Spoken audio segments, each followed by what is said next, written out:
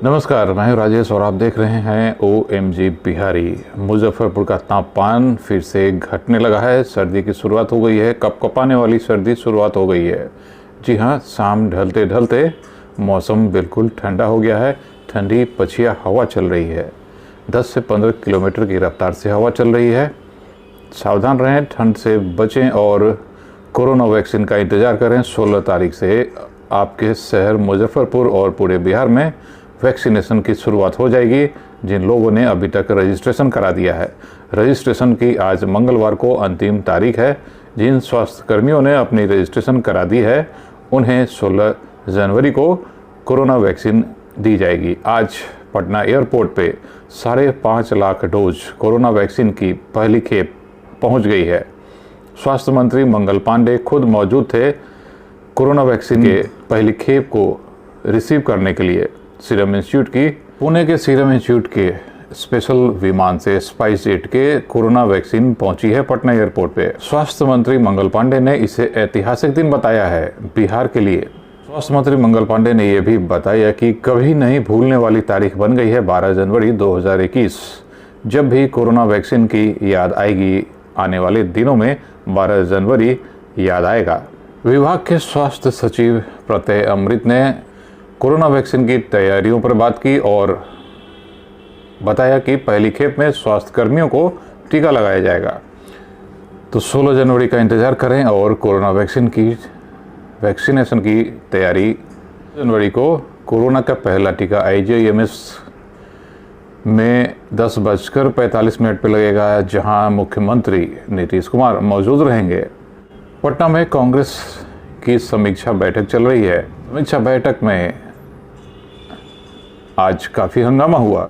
बिहार कांग्रेस के नए प्रभारी भक्त चरण दास चिल्लाते रहे, पर पार्टी कार्यकर्ता आपस में भिड़ गए और जमकर चले, लात घुसे और जूते। पटना के सदाकत आश्रम में किसान मोर्चे की बैठक चल रही थी। इसी बीच नेताओं के बीच कहासुनी हो गई। कहासुनी शुरू होते ही किसान मोर्चा के एक नेता ने कुर्सी चला दी। जो भी हुआ वो शर्मनाक था। नेताओं के बीच मारपीट के भक्त चरण दास मजबूर दिखे और भीड़ से उन्हें निकालकर बाहर ले आया गया और हंगामा चलता रहा।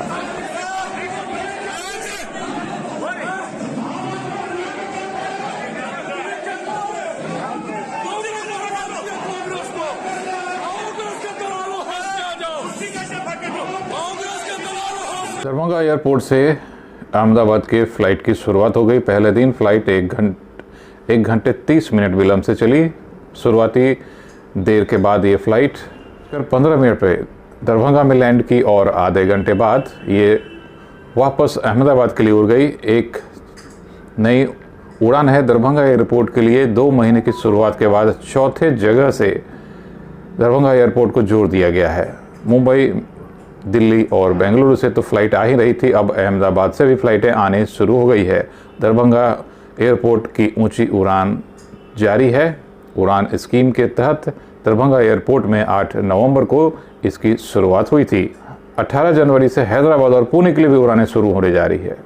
बड़ी खुशखबरी है दरभंगा एयरपोर्ट के लिए। दरभंगा, उत्तर बिहार और बिहार के सभी नागरिकों के लिए खुशी की बात है कि दरभंगा चौथी जगह से जुट गया है, चौथे शहर से जुट गया है।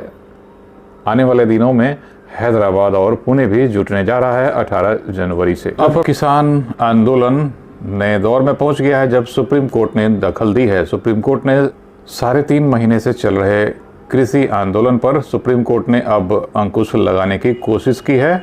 सुप्रीम कोर्ट ने तीनों कानूनों पर रोक लगा दी है। कृषि कानूनों को चुनौती देने वाली याचिकाओं पर फैसला देते हुए सुप्रीम कोर्ट ने तीनों कानूनों पर रोक लगा दी है और कमेटी बना दी है। यही कमेटी अब किसानों से बातचीत करेगी। सुप्रीम कोर्ट ने यह भी कहा कि न ये किसानों की जीत है न सरकार की हार है। पिछले साल सितंबर में किसी कानून को लाया गया था। 22 से 24 सितंबर के बीच राष्ट्रपति ने भी मुहर लगा दी थी इस कानून पर। किसान इन्हीं कानूनों का विरोध कर रहे थे, तो सुप्रीम कोर्ट ने अंततः कमेटी बनाई और रोक लगा दी है। अभी अभी मुंगेर की चर्चा हुई थी जब एक ही स्कूल के 25 से भी ज़्यादा बच्चे छात्र कोरोना पॉजिटिव हो गए थे। अब एक नई खबर आ रही है, मुंगेर में होमगार्ड जवान ने फायरिंग की और जवाबी फायरिंग में उनकी मौत हो गई। पहले खबर आई कि आत्महत्या कर ली है, फिर आज खबर आ रही है, उसकी पुष्टि हो रही है। घटना मुंगेर के बरियारपुर थाने की है। पुलिस की गोली से ही होमगार्ड का जवान मारा गया। एक अजीबोगरीब घटना है। होमगार्ड का जवान पुलिस की गोली से ही मारा जाता है। बाथरूम में बंद कर चिल्ला रहा था और फायरिंग करते हुए उसे छुट्टी नहीं मिली थी, इसलिए वो गुस्सा में था, काफ़ी दिनों से परेशान चल रहा था। जवाब में पुलिस ने कहा कि राइफल फेंक दो, गोली मत चलाओ, तो उसने कहा आगे मत बढ़ो, गोली चला दूंगा। जब फायरिंग में सीने में उसे गोली लगी, वो वहीं गिर पड़ा और मृत घोषित कर दिया गया। जब उसके सर से गमछे को हटाया गया तो पता चला कि ये तो होमगार्ड का जवान है। तो ये कितने दुख की बात है, अपने ही साथियों की गोली से होमगार्ड का जवान मारा जाता है और पता भी नहीं चलता है कि बाथरूम में कौन गोली चला रहा था, बाथरूम में राइफल लेकर कब कैसे घुस गया। सोचने वाली बात है। आपके व्हाट्सएप के ग्रुप चैट गूगल पर मिल जाएंगे, ऐसी खबर आ रही है। व्हाट्सएप आप रखें ना रखें, ये भी एक समस्या बनते जा रही है। वैसे हमारी जानकारी तो गूगल, फेसबुक, व्हाट्सएप जैसे सोशल मीडिया प्लेटफॉर्म पर तो पहले से ही है। हम जब भी मोबाइल खरीदते हैं तो बिना जीमेल अकाउंट के मोबाइल आगे नहीं बढ़ता है, गूगल अकाउंट के।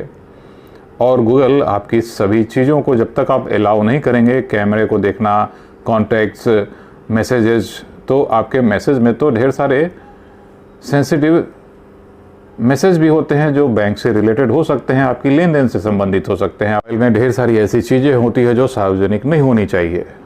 पर अब व्हाट्सएप ने ये चेताया है कि नई प्राइवेसी पॉलिसी को आप एक्सेप्ट नहीं करेंगे तो व्हाट्सएप अकाउंट नहीं चलेगा।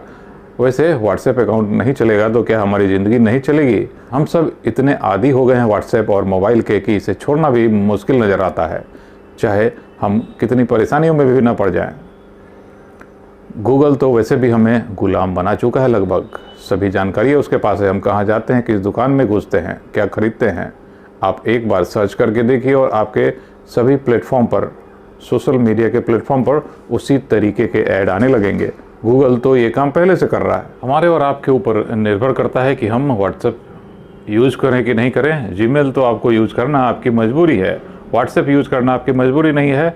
अगर करते भी हैं तो ज़्यादा सेंसिटिव कोई भी ज़रूरी दस्तावेज, कागजात, बैंक से रिलेटेड या अपनी पारिवारिक चीज़ें व्हाट्सएप पर शेयर नहीं करें। वैसे व्हाट्सएप पर तो लोग फ़ोटो और गुड मॉर्निंग से बाज नहीं आते हैं। सवेरे पहर आपके मोबाइल में BCO मैसेज भरे होते हैं, गुड मॉर्निंग, और तरह तरह के मोटिवेशनल मैसेजेज आते रहते हैं और बकवास तो आते ही रहते हैं।